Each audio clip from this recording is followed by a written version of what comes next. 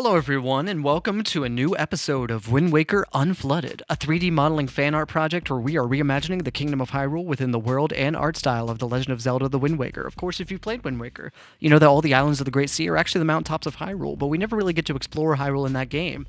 All we see is a small portion of it around Hyrule Castle.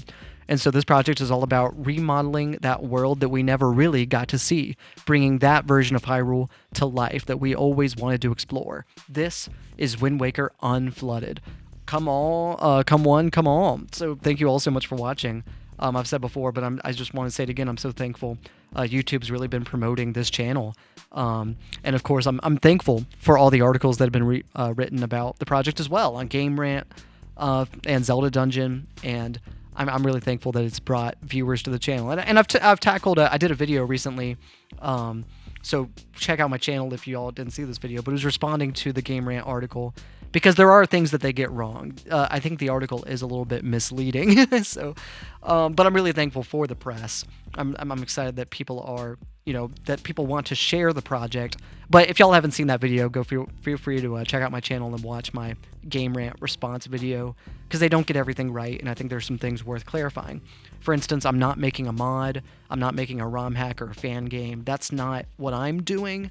I don't have experience in game design. Like, I couldn't do that if I wanted to. But also just like, I'm not making a mod. What I'm doing is a 3D model of the map, and this YouTube channel is just all about showcasing the creative process for that model, and and showing it off through YouTube videos.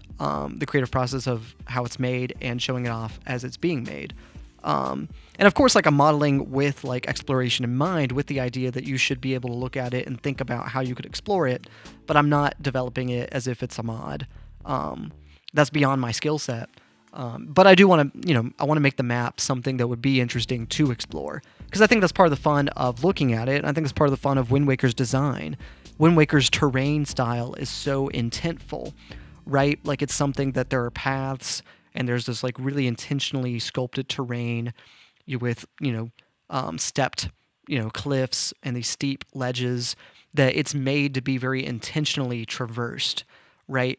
And different games have different approaches to that, but sometimes there are games like Breath of the Wild, Tears of the Kingdom on the Switch that have, much rounder terrain. You can climb anywhere.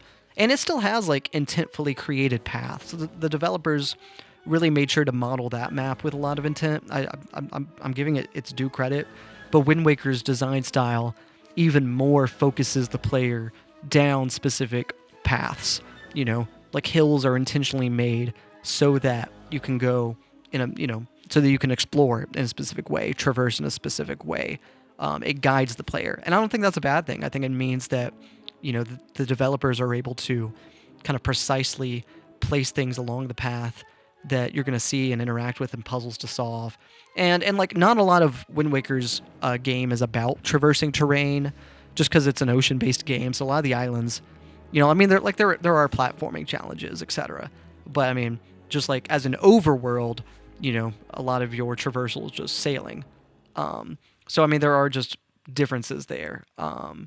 So I think it's like, because you can sail anywhere and have like a less focused terrain challenge, and then you get to the island and you have a more focused terrain challenge, if you know what I'm saying. I think there's some smart game design there. Like, when you're exploring broadly, the challenge is broad, but when you explore more intentfully, the challenge becomes more intentful. But anyway, I'm just kind of rambling. These are the ramblings and ravings of a madman. But anyway, so let me talk about what we're modeling in this video. If you can tell already, I'm not watching the time lapse now. I'm sorry, guys. This is all recorded and post separately from the time lapse. But we're working on a dam. This is a place coming off of the Zora River, coming from Zora's domain. So we're in the Elden region, not far from Death Mountain, but this is a place that is more green because of the flowing river. And Death Mountain, of course, is just more arid as it distances itself away from the river. So I think it's an interesting part of the map. I think, and I want to talk more about the river and the dam and just ideas around what this location is after the break. But I do think, coming up now, I think it's time for a short message. So I will talk to all of you again after the break and get more into what today's video is all about. So talk to you then. If you want to be able to support me as a creator, there are several ways that you can make possible the creation of everything that I do. Become a Patreon member. I post all kinds of exclusive content that you can only see first on Patreon. Stuff like behind-the-scenes content for my filmmaking projects, whether that's in-progress scripts, storyboards, rough cuts, anything for my newest films that aren't posted anywhere else besides Patreon. So become a member. You know, there's a whole range of prices, and you can support me even in small ways. That's super meaningful. Supporting me on Patreon too gets you in the credits list of any film that I release while you're a member. And like I said, even a little goes a long way. You can also collaborate with me now through Fiverr. I offer a range of services that could help bring your project to life. And if you've heard any music in the background of this video, that was my music. So feel free to look me up on Spotify or Apple Music or wherever you listen to music. Type in Joe Kendrick. That's JoeKendrick. Look up Joe Kendrick on Spotify. Supporting me is super meaningful. I don't make any ad revenue on Wind Waker Unflooded. If you see an ad on the videos, because YouTube is putting ads on the videos, I'm not making any ad revenue from this project. It's completely not monetized for me. So if you want to be able to support me as a creator, any way that you can do that means a lot, and it goes towards the creation of all that I do. So thank you to everyone who's supported me along the way. And we're back. So yeah, let's talk about like what we're actually making on this this channel. And you know, once again, I mean, thank you all for watching the short message. Thank you again for watching the break. And I do think it's always worth reiterating everything that I say there. You know, I want y'all to know how you can support me as a creator. If you're interested, it is super meaningful, all the ways that I listed, Patreon and Coffee, and just I want to thank everyone that has already supported me. That's super meaningful. It makes possible the creation of everything that I do, and I'm very thankful, because this project, like I said, this is not monetized. Wind Waker Unflooded, I'm not selling anything related to this project. I'm not distributing anything. You know, that this is completely removed from financial gain.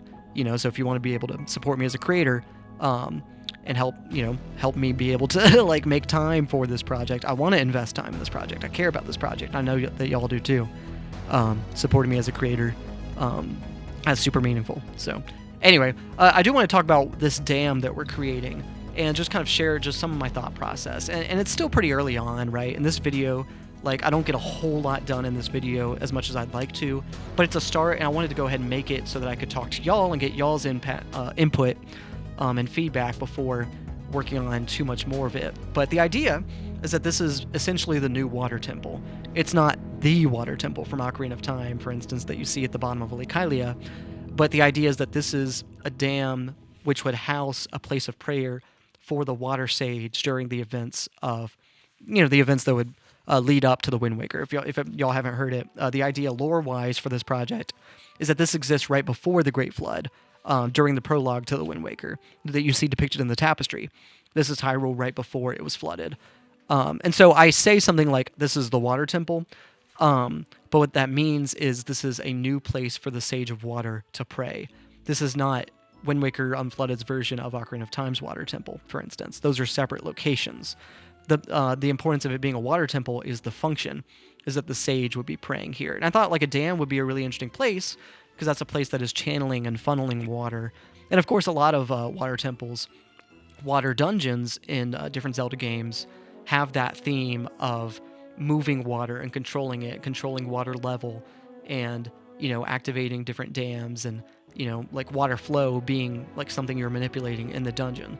So the dam being that ultimate point of just controlling water flow, I think it made sense to develop a dungeon around that, right? That's something that we've been talking about as a community. And I guess just like I want even more feedback, because a lot of this project is based on y'all's ideas, and I just want to make sure that I'm doing it in a way that, you know, harmonizes with the way that y'all want. Not that I can please everyone, because I'm aware that I can't. If different people have different ideas or contradicting ideas, I can't include both of them. But I do want to, you know, I want to make this something that we can all be happy with. So if y'all have ideas about how to develop this, I've just been thinking about this dam, because I think it would be a Zora Sage would be, you know, the Sage of Water at this time. I think that makes sense. Is the dam built by Zora? Is it built by Hylians? And that's something I'm not sure, just because I think in a lot of games there is a difference between the sage that inhabits the location and the people that built the location. Sometimes it goes together, but often it doesn't. And like these sage temples, like, you know, sage temples in different games, it's more about the sage that is awakened within that temple, the sage that is brought to that temple, and how they pray. That's the element that's attributed with it. But the actual temple itself could have been built for a totally different purpose. I think that's true in Wind Waker with its wind and earth temples. The wind and earth sages are brought there, but the people that built, like for instance, like Medley is a Rito girl brought to the earth temple, where the previous sage was a Zora. So first off, the sage, the Rito sage, is not connected with the Zora sage, but I don't even think the Zora sage is connected to whoever built the earth temple. The earth temple has several different themes architecturally that, to me, connect it with either the Sheikah or the Gerudo, especially because of the use of the Re-Dead statues in it. And there's also a lot of other desert-themed animals. But there's also, like, elephant sculptures in there as well. So it's, I don't know. But there's also a major motif of snakes and scorpions, and to me that connects it more to the Gerudo. Not to mention that, like, it's the housing place of the Mirror Shield, which in Ocarina of Time, the Mirror Shield was a Gerudo artifact that you found in the Spirit Temple in the desert.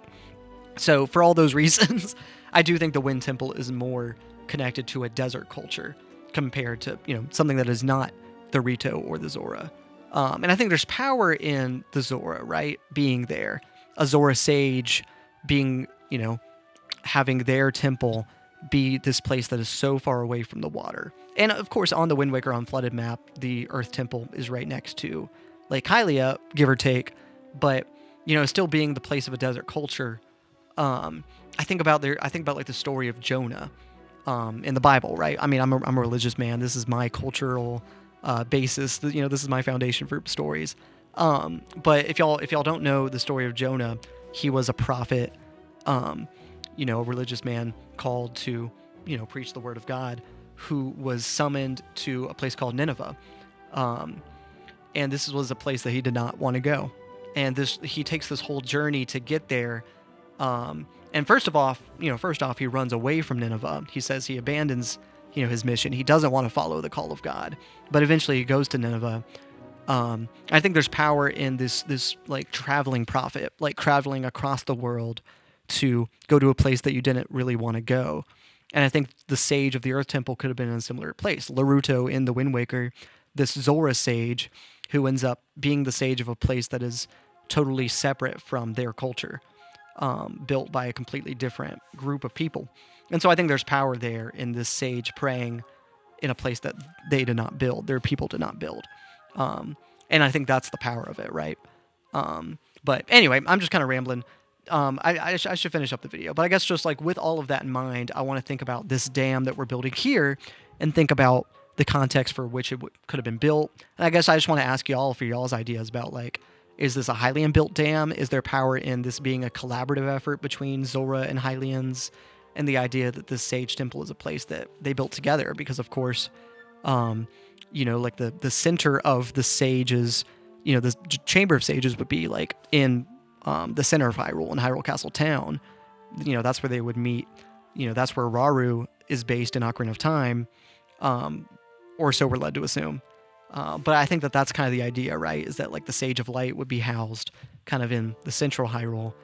That's where the kingdom is housed, because of course it's this religious institution, these sages, this religious group that is kind of like paired up with this royal family. So I mean that's a whole nother thing we could talk about, like this kind of joining together of like religion in this, like under this monarchy, and the control that creates, right? Because there's all these religious principles that are to the benefit of the royal family.